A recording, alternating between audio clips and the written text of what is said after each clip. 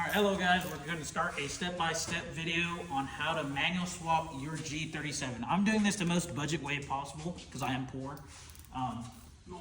My car kind of has most full bolt-on mods like headers and stuff like that, so I decided to do this car for a manual swap. I'm going to be using it as a drift car. First thing you're going to start off with is you're going to pull off your exhaust. Nice. You're going to take the two flanges up here, and then you're also going to take... Are we taking these bolts off? No, we'll pull this off right here. So we're just going to do the main bolts up front, and then unhook it from the back. Yeah. And then unhook it from the back. We're going to pull the exhaust first, and then we're going to go towards the trans. Is you're going to take off these heat shields after you drop your exhaust so you can have access to your drive shaft and your diff.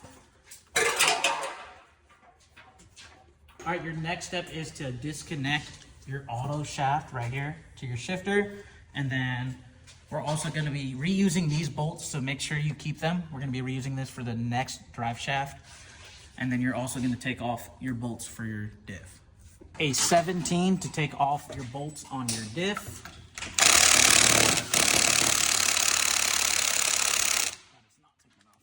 All right, so once you get your drive shaft unbolted from it, you can take that little plate off wherever it went. This one is a 3-bolt for manual diff.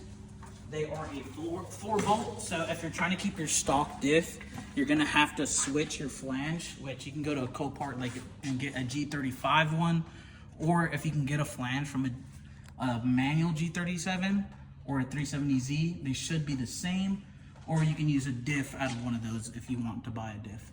I was poor, so I decided to just buy the flange, so I got a flange so it can be a 4-bolt, no longer a 3-bolt.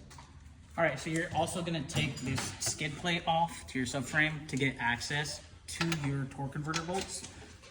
What size are these? 14s and a 17. There's 1, 2, 3, 4, 5 14s, and then it looks like what, 2 17s or 1 17? 2 17s. 2 17s on each side right here. You're also gonna have to undo these 2 14s right here and this 10 to be able to get to your torque converter bolts. So you can use a wrench. You might be able to get an electric ratchet in there, but I would like to use the wrench.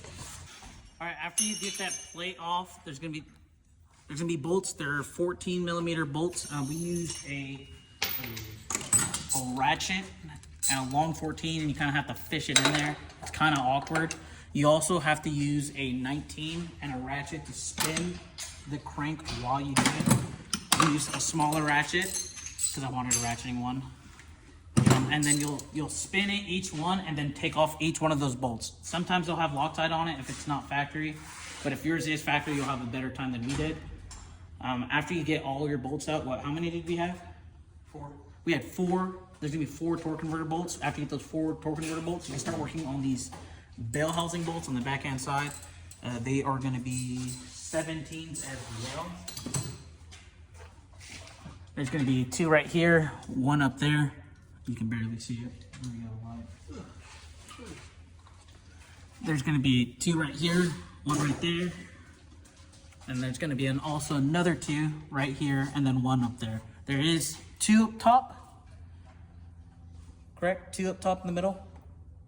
Yes. 2 up top in the middle, and then after you do that, you can take your brace off, lower your transmission. We're doing it on a lift. It's a little bit easier than other people, but you could do this on jack stands if you're thugging.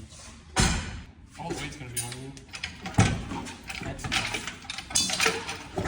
ow, my hand. You're good. Sick. Lower this thing. What the fuck was that? Who knows? Not my car, not my problem.